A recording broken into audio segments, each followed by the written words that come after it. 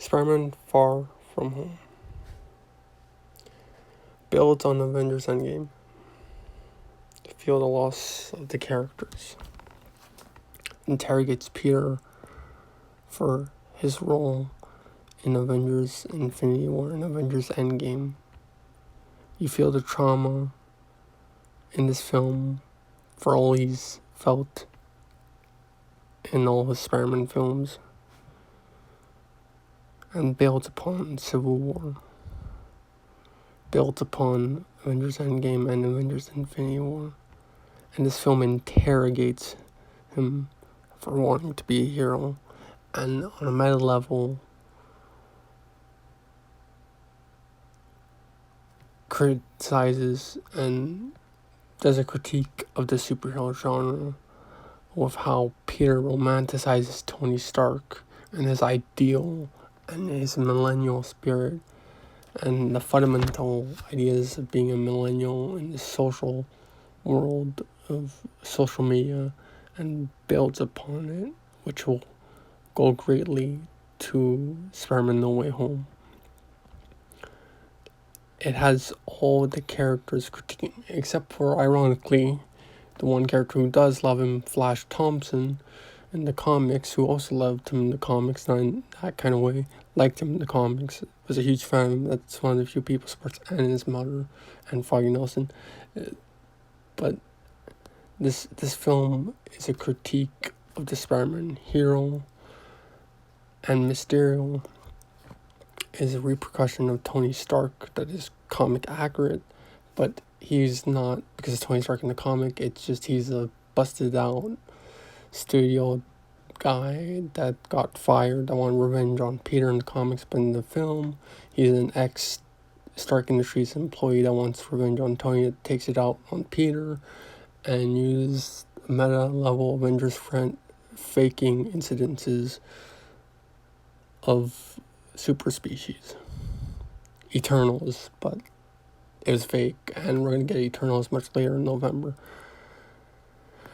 This film was a solid film. I have rewatched it. Spider-Man Homecoming is more my favorite MCU film, personally, but Spider-Man Far From Home is a really good film. I have rewatched it a lot too on my phone. And this was a good film that explored Peter's identity as a teenager, unlike in the comics, and it's more of a comedy, which the comic books had that tone. I enjoyed it. But I really hope Spider-Man No Way Home does not undo all that's been built upon Spider-Man Homecoming, Spider-Man Far From Home, Avengers Infinity War, Avengers Endgame. I hope this Peter grows up like the Harry Potter films, where we see him grow with each film. I'm using this tribute video to just talk about Spider-Man Far From Home, my love of the MCU Spider-Man. They can undo all his actions, and I'm sure it will go, but I would be disappointed as a Spidey fan if they did that, because it's learning the wrong thing from the comics. The comics, the character's supposed to grow as we grow. Anyways, yeah, that's most of what I wanted to say.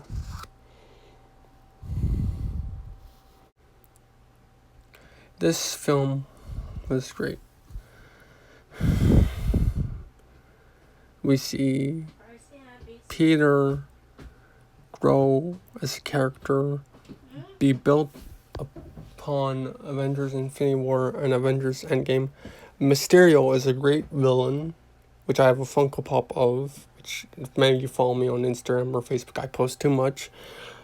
You see my Funko Pop of that character, so I did enjoy him as a villain in Spider-Man Far From Home. I swear, this franchise just uses home with everything. Like, if they Harry Potter this, I hope the Harry Potter is just going to be the homophone. Because when you watch this, you'll be quarantining at home. This film does medically explore the consequences of being a hero. While it ends on a happy note, but if you don't watch the after credits of this film, you watch the full credits of this film, the character gets punished far worse than Tobey Maguire, but not as much as Andrew Garfield lost Gwen Stacy. 8 out of 10. Thanks for watching.